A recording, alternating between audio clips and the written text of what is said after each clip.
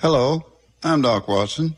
I'm Dale McCurry. And this is Mike Wiseman, reminding you that you're listening to WMNF, Tampa, Florida. The opinions presented on the Healthy Steps show are the evidence-based opinions of Dr. Fred Harvey, the callers, and his guests. These are not the opinions of the staff, the volunteers, or the board of WMNF. The information provided on the show is not intended to diagnose or treat any disease. There is no implied patient-physician relationship in these calls. The nature of the calls is educational and informational only.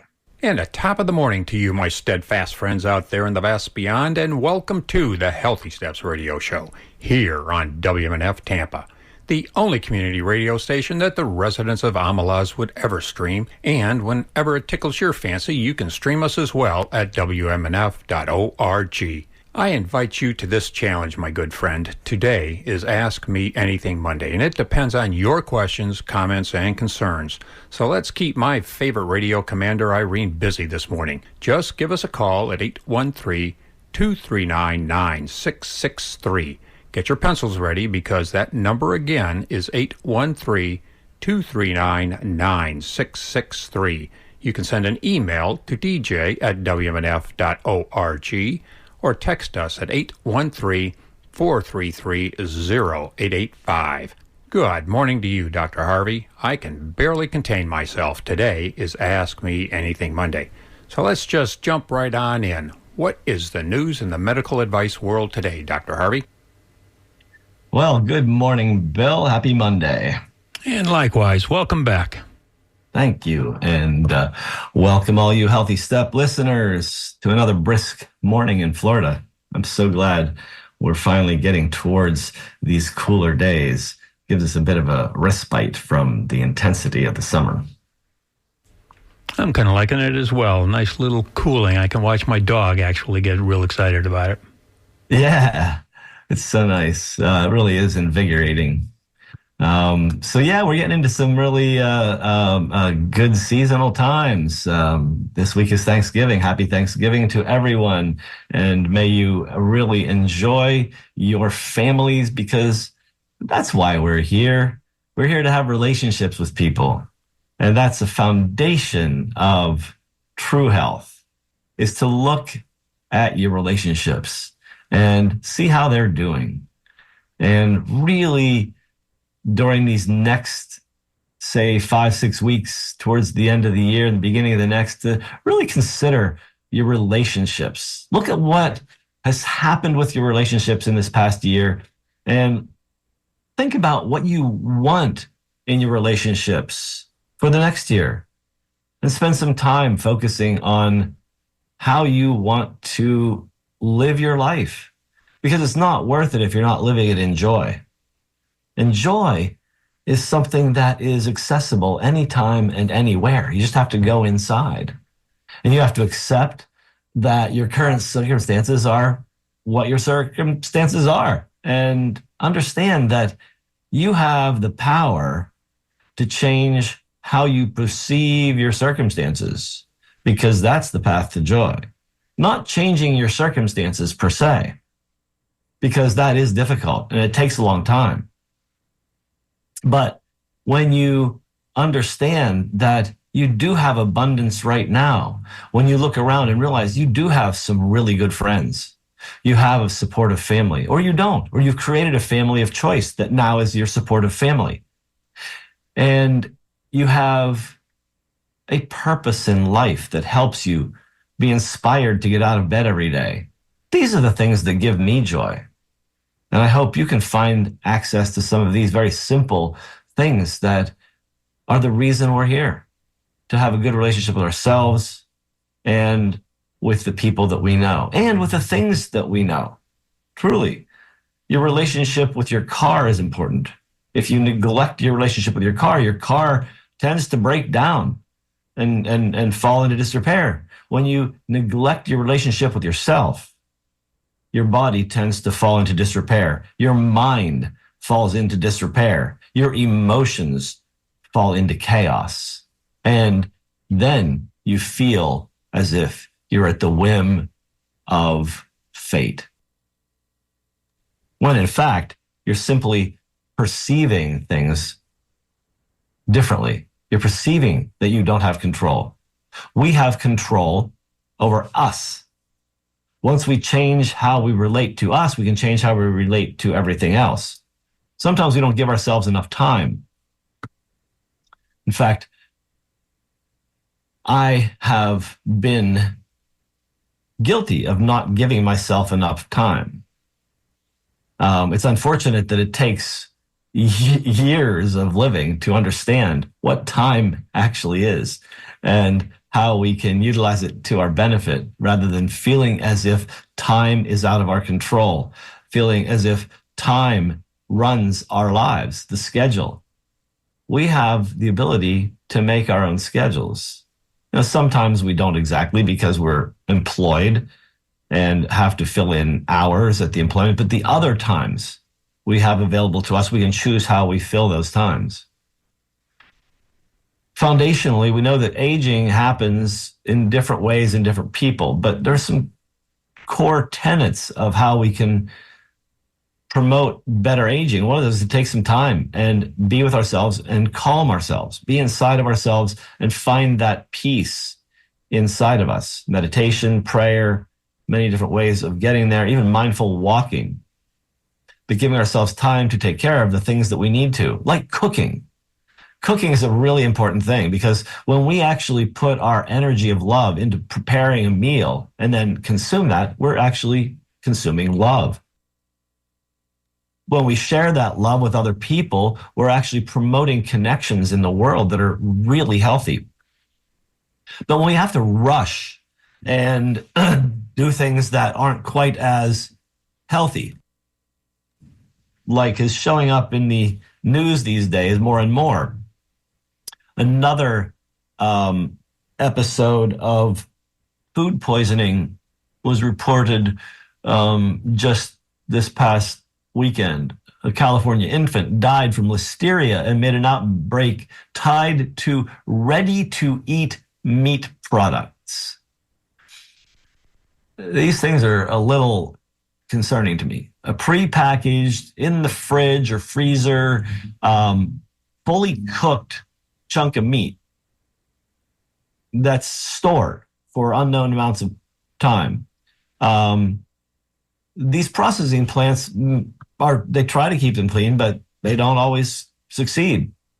So if you can figure out how to make it such that you can have more time to actually cook the chicken, rather than buying a chicken leg piece that was pre-cooked and put in a plastic package to be distributed throughout the nation for profit, not for and for convenience. But is it really convenient when your infant dies from listeria infection, a bacteria that contaminates meat processing and other things?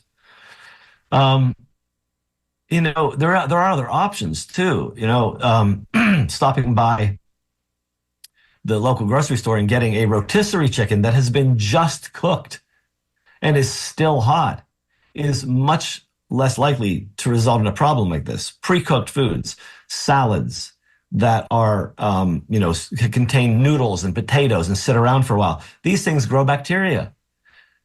I hear many patients have mentioned to me that they've had, just a GI bug, a stomach flu.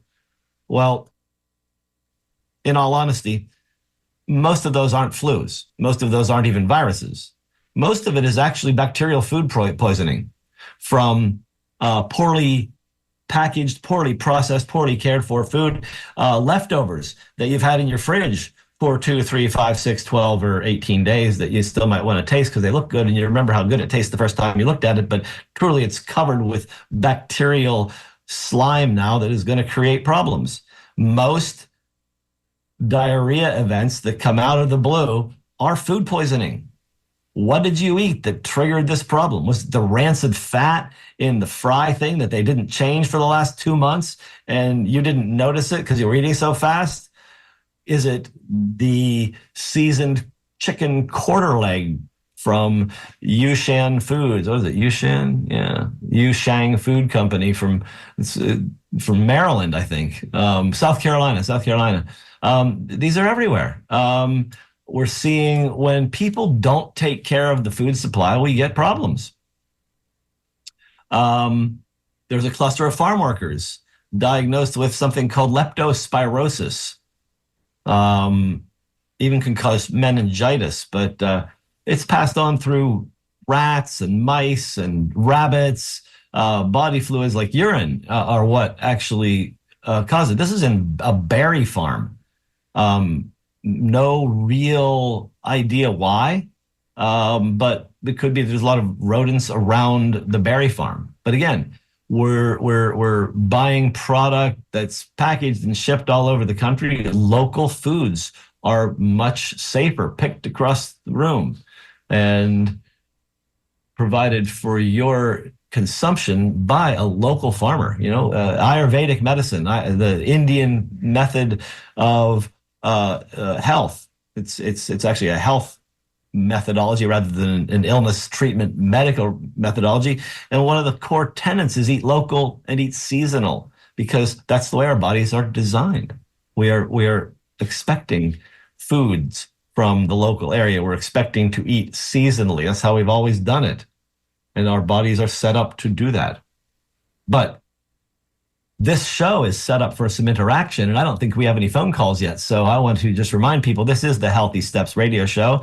I am Dr. Fred Harvey, and we are on WMNF 88.5 Tampa. Yes, there's a serious dearth of interaction going on here, so I'm going to remind folks you are listening to the Healthy Steps Radio Show with Dr. Fred Harvey here on WMNF Tampa. And it is encouraging to get you to participate. Just give us a call at 813-239-9663. As I've said, Irene is taking the calls today, and that number again is 813-239-9663. And continue to send your emails to dj@wmnf.org. And you can text us as well at 813-433-0885. Back to you there, Doctor.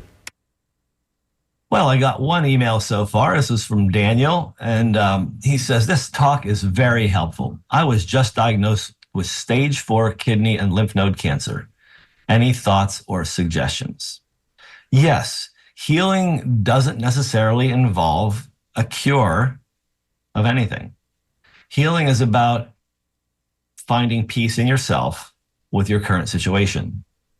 And that is a very distressing situation to be informed that you are experiencing right now. The former host of this program actually was diagnosed at stage 4 with kidney cancer. And there are different types of kidney cancer, and hers wasn't the typical type. It was a very unusual tumor. But there are many different approaches for dealing with this. But at stage 4, the current medical paradigm is to likely use different types of chemotherapy. And considering that it's in lymph nodes, surgery is probably not an option. But underneath all of that, there are some things that are very useful to do.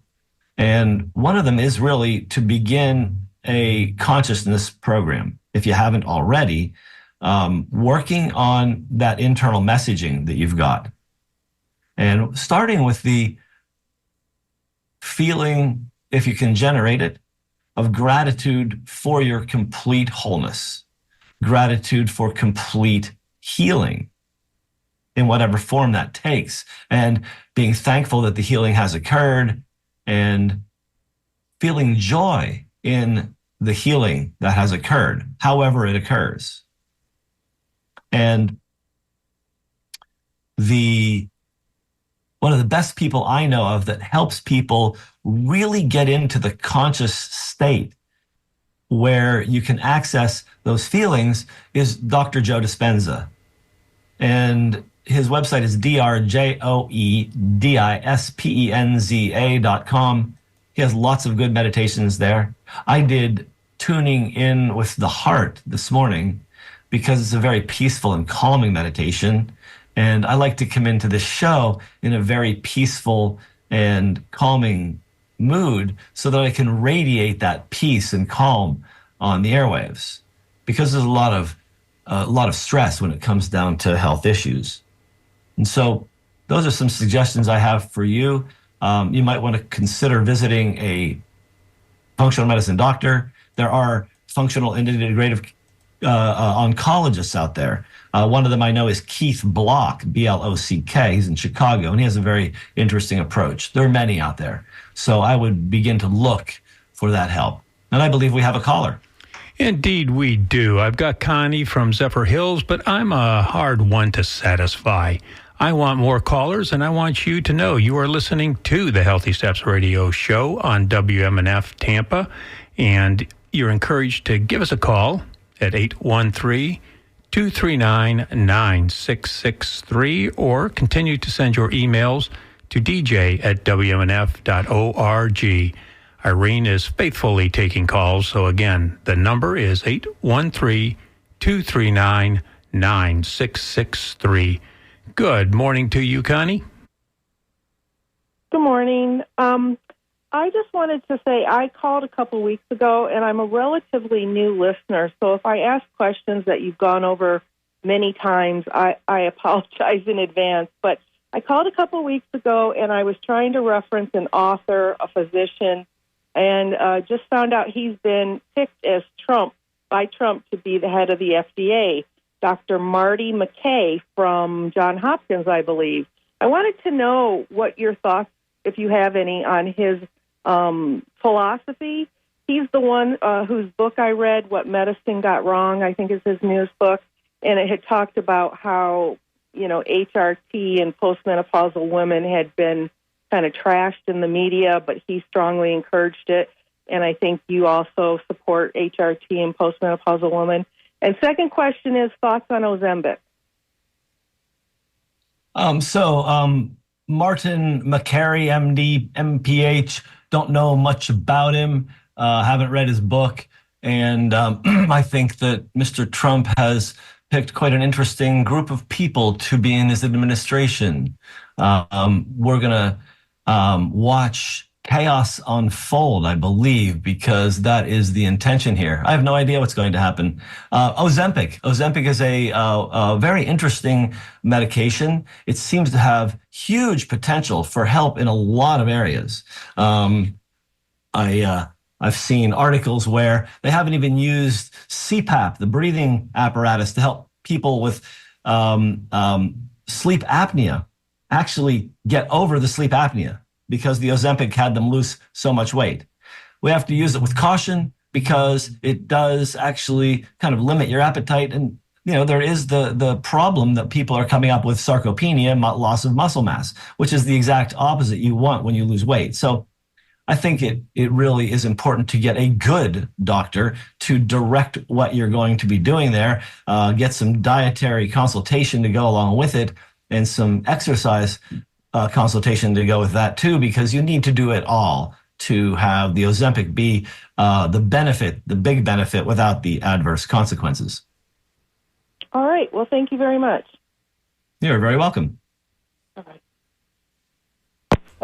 Okay, as I said, I'm not satisfied with no callers there. So one more time, folks, wind it on up. You are listening to the Healthy Steps Radio Show with Dr. Fred Harvey here on WMNF Tampa.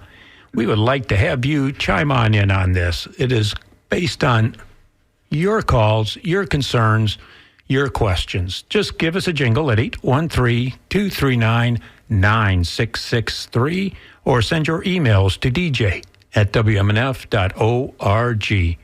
You can text us at 813-433-0885, but the main line is 813-239-9663. Aren't you there, Doctor? I know I jumped right in on you, but let's carry on. Yeah, let's keep it going. Here's one from Gary. Hi, I'm 68 years old. I was wondering, what is the advantage of moving to a geriatric doctor that have been showing up in the Tampa Bay area? I don't know that there is any. A geriatrician, I'm a board certified geriatrician. My first board was in internal medicine. You can go from family practice or internal medicine into geriatrics, but you get your basic medical certification and specialty first. And so geriatrics is, it's useful. I think geriatricians are basically senior primary care doctors. And primary care offers a distinct subset of medical intervention, which is pretty rudimentary. And generally, you still get referred out to all of the subspecialties. Geriatricians tend to be experienced at reminding you when you need a cane and maybe adjusting your medication doses for your senescence, and also for doing nursing home care. But I think a general internist or family practitioner is very similar to that for your needs. If you don't want to go to a practice that has lots of children, you might want to avoid a family practice and go to an internist. But a geriatrician is a fine doctor to go to too. I just don't know that you need to move to one if you're happy with your current doctor. But I think there's some basic things that functional medicine can provide that is even better than going to a standard geriatric medical doctor, because they're oriented towards the type of delivery that's going on now. So you'll get a 15-minute annual Medicare physical, which includes an EKG, but not much else. They might tell you to exercise and lose some weight, but they don't tell you how. They don't have time. The visit isn't designed to really do lots of good health coaching. It'd be better to get a health coach and do some things that are important for extending your life well, having a longer health span. Some of those things really are simple, very simple. Move your body, move every day. If you can't actually go for a walk every day, then get in your chair and put on YouTube and do some chair Tai Chi or Qigong. Move your body. It's required for life. Challenge your brain. You really need to do some kind of mind exercise, brain exercise every day, whether you're doing a Sudoku puzzle or learning to play the piano, learning a new language, or doing something that really taxes your ability, stretches you.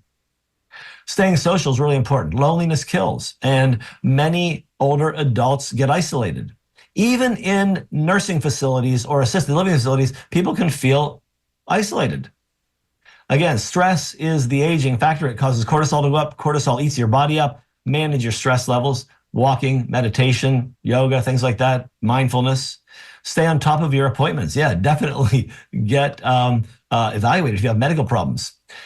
Get some time in the sun, 15 minutes a day, half hour a day, but go out early or late. You're still getting sun. It's still very useful.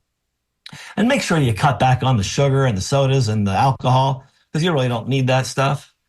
I think that we have generated some interest in talking, though. Yes, we did tease a few of the callers on out there. I've got, looks like Angie, Rick, and Deborah. Go to Angie. Good morning, Angie. Okay, thank you. Good morning. Hi. I wanted to see if you could give us suggestions on how to choose a functional medicine practitioner. I've been through several, and it seems each one has their own slant or agenda, and I'm just trying to figure out how to evaluate different folks in that industry. You might ask practitioners for a discovery visit. That's how I start all my new clients. We spend a half hour together talking about what their needs are, what their goals are, and what I can offer, so that we can actually decide if we're going to work together. Because I do have a distinct style. I offer things in a specific way because I've found this is the way I get things done the best for the people that actually see me. And I see generally a lot of very sick people that have had 18 specialists and nobody's helped. But I also see people who are looking for wellness, who have very little going on, but just want to upgrade what's going on and do the best they can for themselves. And so we need to sit down and talk. And it's really fair if the person will give you a half-hour visit, even 15 minutes, just so you can figure out, are you going to be working together? Do you like their personality even? I think that's really important to have that time. And I charge for that visit because I give my time. But if you choose to join program with me, we subtract that discovery visit from the price of the program so that you're actually getting a free consult if you choose to be with me. Right. Do you have... But another way to look is to go to ifm.org, Institute for Functional Medicine.org, and read what it says about each practitioner and what they offer. Right, right. What about, many of them have nurse practitioners or assistants that, you can get kind of pushed onto, or that's your initial visit. You don't even get to actually talk with the doctor, for the first few visits. If that system is not something you want to be involved with, don't be. Or tell them, this is what I want. Can you provide this? I would only meet with a doctor on the first visit, if that's the person you want to see at the practice. But if a nurse practitioner is running the practice, and there are some very good functional nurse practitioners, that person is who you want to see, but not as a secondary. They can be very good primary practitioners for what you need.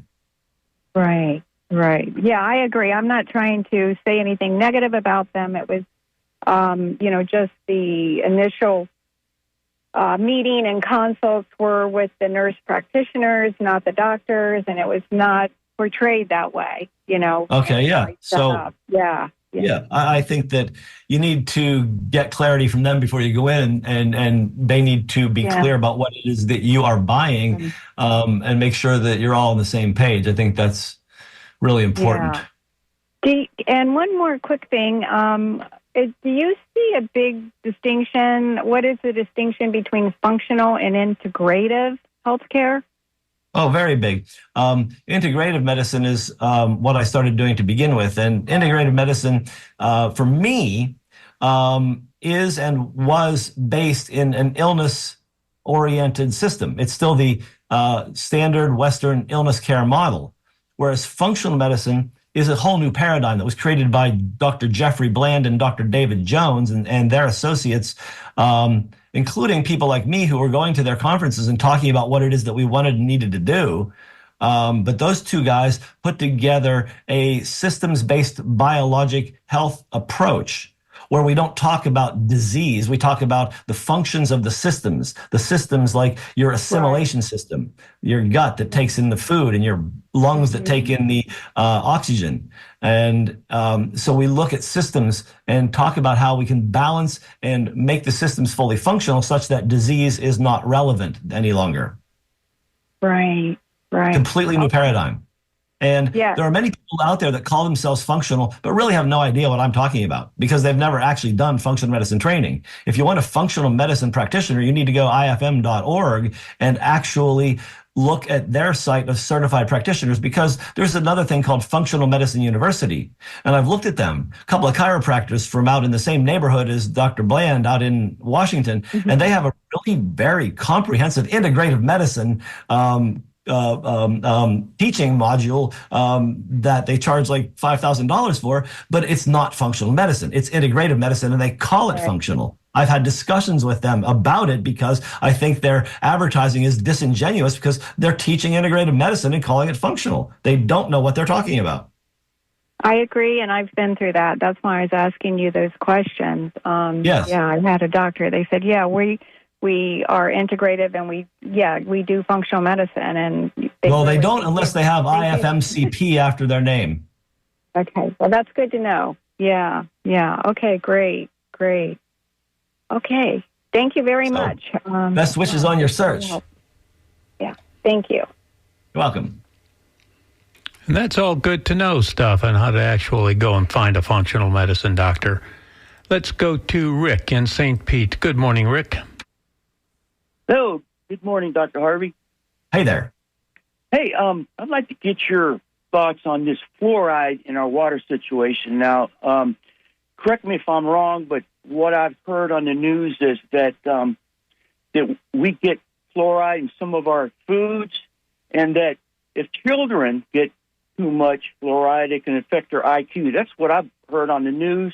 And we've had fluoride in our water in St. Pete since I was a kid, and it never stopped me from getting cavities. So, what's your thought on putting fluoride in our water? Okay, so it's a complex and nuanced question. The reason we have fluoride in our water is that they found, I think it was like in the 1930s, that kids that were exposed to high fluoride in their water, and there are places that actually have high fluorine content in naturally occurring water, they were having funny mottling, white streaks and spots on their teeth. They were extremely hard teeth. They didn't get any cavities. And so they made a correlation that the fluoride was actually preventing cavities, and it may. There is also evidence and conflicting evidence. A clinical study showed that there's potentially IQ problems with children who get excessive doses of mercury, or not mercury, fluoride. And then there are other meta-analyses. Now, a meta-analysis is a study in which a group of docs looks at a bunch of different studies and lumps all the data together after they've kind of assured that the studies can be combined, that there's not too many big errors or problems of collection of data and stuff. So they put all this data together and they say, oh, overall, this is what the study shows. This is what the bulk of the study show. It does or it doesn't work. Well, they did this there's this thing called the Cochrane database. And I used to think of them as a gold standard for doing meta-analysis, but that got blown away during the pandemic when they took the one study of hydroxychloroquine from Iran that showed that it actually worked to reduce mortality by 70%. And then they created 12 other studies that overdosed the clients and treated them at the wrong time in the illness and caused cardiac arrhythmias and killed them, and said they lumped these 12 other studies with the one that worked and said, oh, obviously it doesn't work because 12 say no and one says yes. So that, so they basically completely ruined my trust of the meta-analysis process, because now I have to go back and read everything that went into every meta-analysis to figure out whether they're lying or not. Huh. Yeah. And so it seems that fluoride probably does have a benefit, but at 1 part per million. Sarasota County and Manatee County waters, from what I understand, I have read, they're already at 1.7 parts per million, so there's no need to add any more. Right. Now, and so I have questions about its utility, since it was actually a correlative study and not a direct prospective double-blind control study. We don't have any of that, as far as I know. And so I don't believe that anybody in at least Manatee, Sarasota area needs to have fluoride added to their water because it's already in there. But we need to do, I think, more nuanced research on it, like we need to do with vaccines. Kennedy is coming into these control positions, and he's going to question a lot of stuff, and it's appropriate to question it. But the studies that were done that suggest that the use of vaccines doesn't cause autism are right in the way that they did it, but wrong in their methodology. I mean, they did studies that showed these single line items don't do that. But they didn't take into question the nuances of the other things involved. What happens when you combine 12 of them together? What happens when you give it to a kid that's actually on penicillin for an ear infection right now? What about a kid that's actually, got some other thing going on, and you give them all these shots? I believe that it's happening in systems that are destabilized. We've seen it with Gulf War syndrome, which wasn't necessarily related to Gulf War, but more seemingly to the thousands of shots they get before they go over there, and then having all that black smoke land on them. Toxicity plus immune disruption. Nobody's going to do the study that teases this all out. So they're going to walk around with complete confidence saying that vaccines don't cause autism, when in fact they contribute to it. And that's the problem. We're not talking about what contributes to the overall damage here. in the population? Is it the fact that people are eating swill that isn't food, that's full of contaminants and preservatives and artificial colors, flavors, and sweeteners? Is it because we walk out the door here and we breathe mercury vapor because we're in a mercury vapor hotspot because we're on the Gulf of Mexico? Which is it? Is it the 5G? We have so many layers of toxicity that we don't talk about and that we can't because medicine does line item analysis rather than overall toxicity analysis. Okay. Hey, but Dr. Harvey, one more thing on this topic. Do we get fluoride in some of our foods? That I don't know. I just know about it in the water. But fluoride is a natural occurring thing. It's actually part of our bone structure. So it's how much do we add? I don't know. I don't think we have actually ever done a really good placebo-controlled study to find out. Okay, well, thanks a lot, Dr. Harvey. That clears up a lot. Thank you. You're very welcome.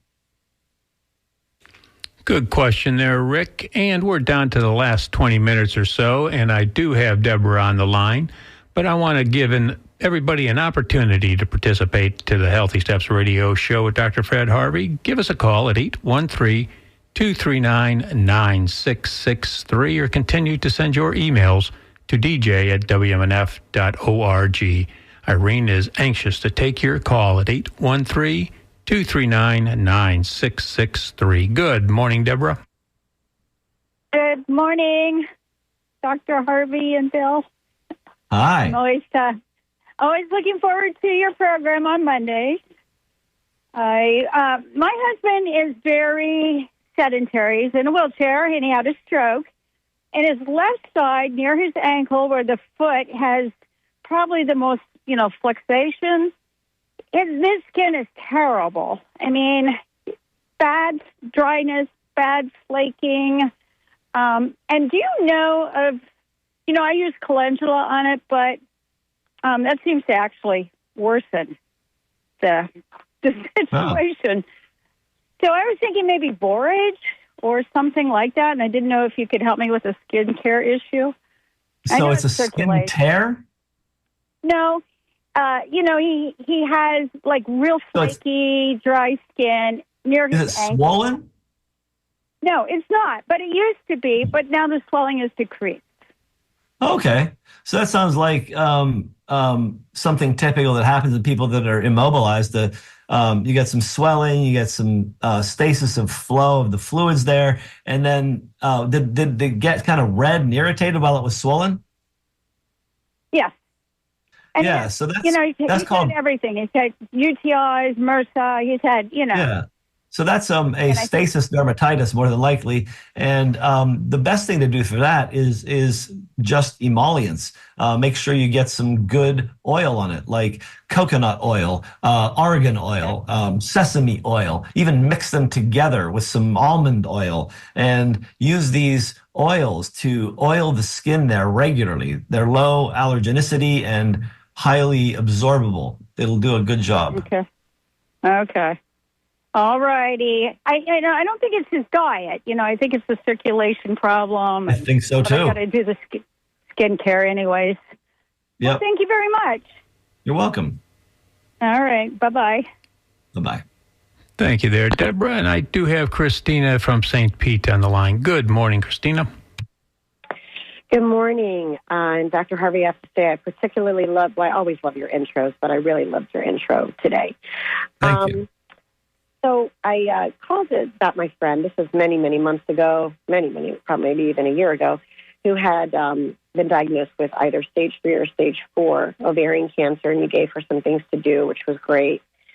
And she's actually asked me if I could ask a question because she's at the hospital up in New York right now getting one of her last chemo treatments. And her question is, when they tell you that you're finally cancer-free, what are your next steps in terms of trying to keep it from coming back?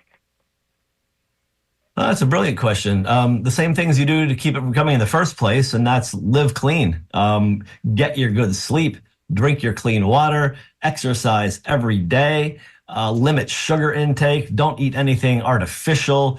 Meditate and pray on a daily basis. Make sure that you have really good relationships and stimulate your mind and heart on a regular basis.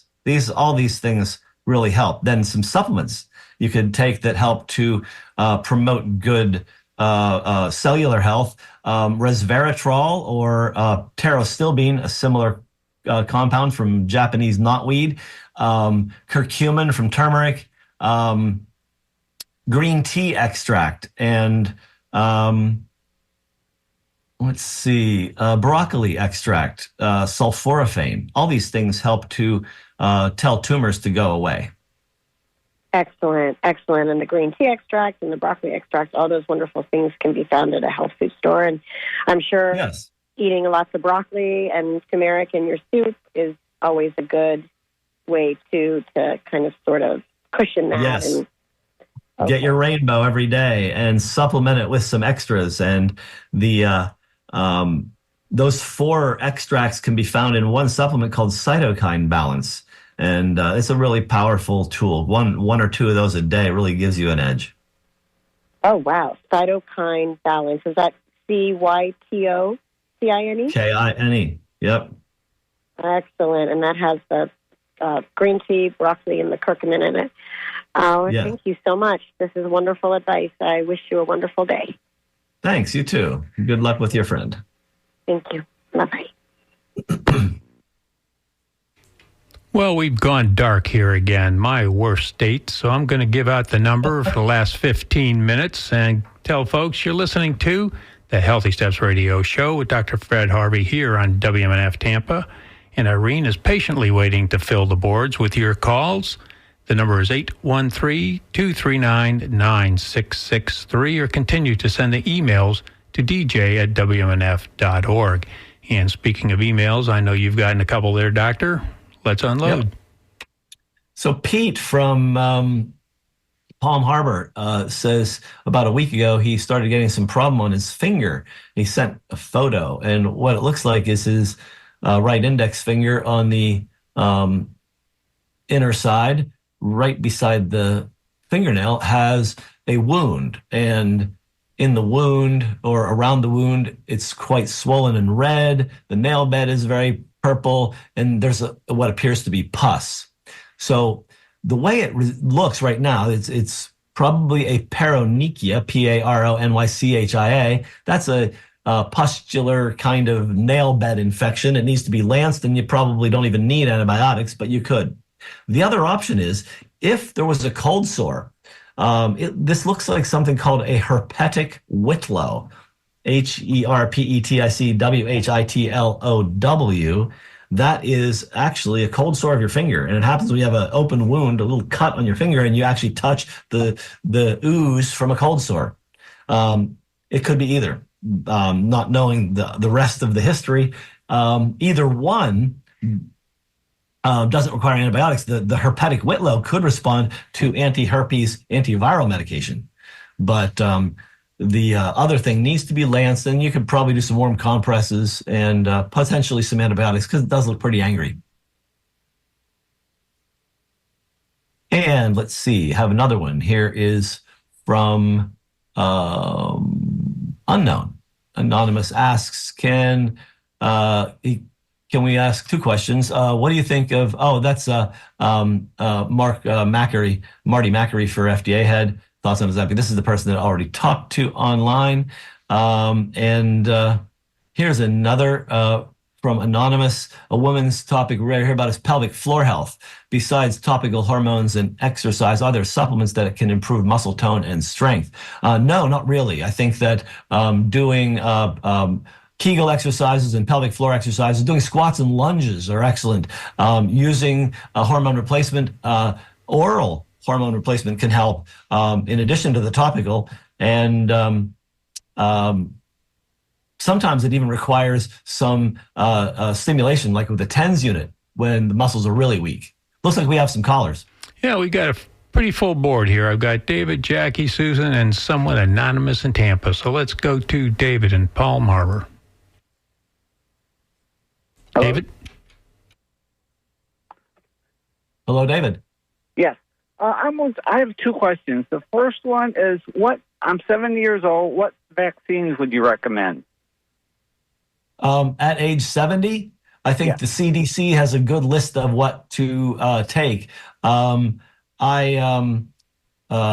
think that vaccines are most appropriate for people in risk groups. And when you're over 70, that puts you in a risk group for many different infections. So they recommend every 5 years a pneumococcal vaccine. That's for the community-acquired bacterial pneumonia.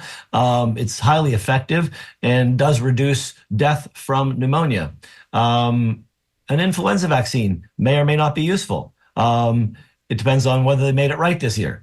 But Tamiflu is a very effective medication for treating the flu. It does have adverse consequences, just like taking a vaccine. So you have to take everything with a grain of salt and understand that there is a risk. As far as the RSV vaccine, there's no specific treatment for RSV, so that may be something to consider. They talk about how it is rather harmful for people with lung problems, especially. So if you have COPD or anything like that, it would be a great idea to take some. Okay. Second question. I like to run, but lately, when I run, my left leg drags. It's mainly my foot. Why is it dragging? I would go and get an evaluation from a physical therapist or find one of our local muscle activation technique personal trainers. They do an excellent evaluation too. Get that looked at and see why it is that you're not moving your leg appropriately. Okay, thank you. Okie dokie, and let's go to Jackie in Odessa. Good morning, Jackie. Hello. Hi there. Good morning.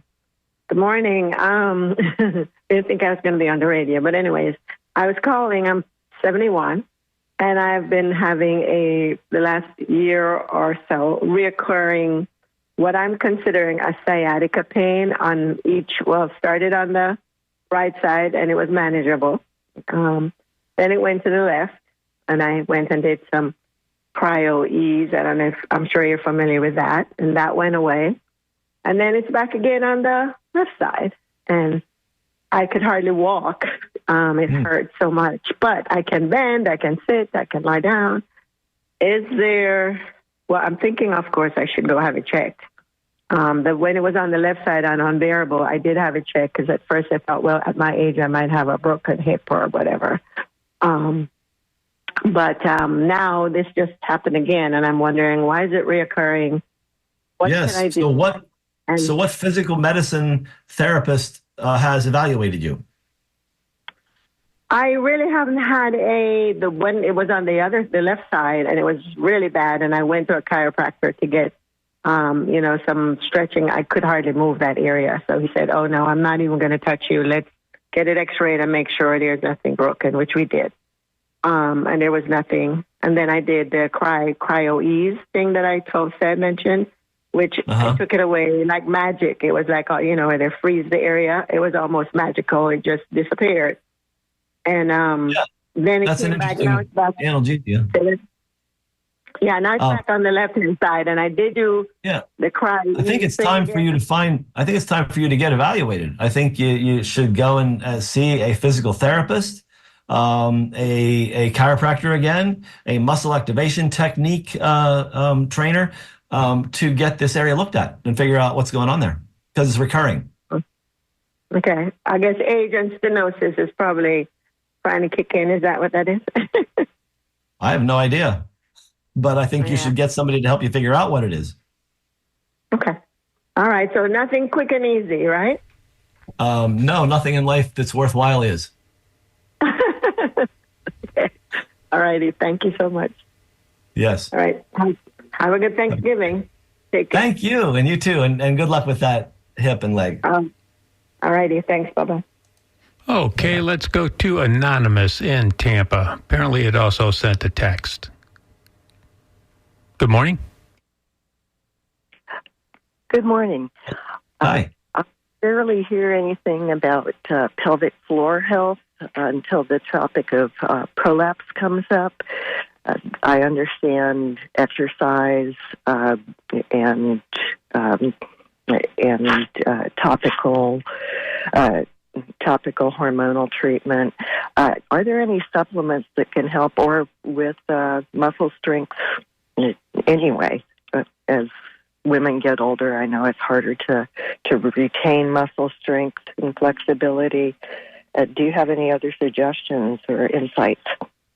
Well, two things. For muscle strength, you need to exercise, and two, you need to get enough protein. So if you're having muscle weakness issues, try to get at least a gram of protein for half your body weight in pounds, up to a full gram of protein per pound of body weight. That's a really good thing. And then the other thing, creatine. Creatine is a thing that assists with exercise. And you may actually find that you can get better muscle strength using some creatine as a supplement.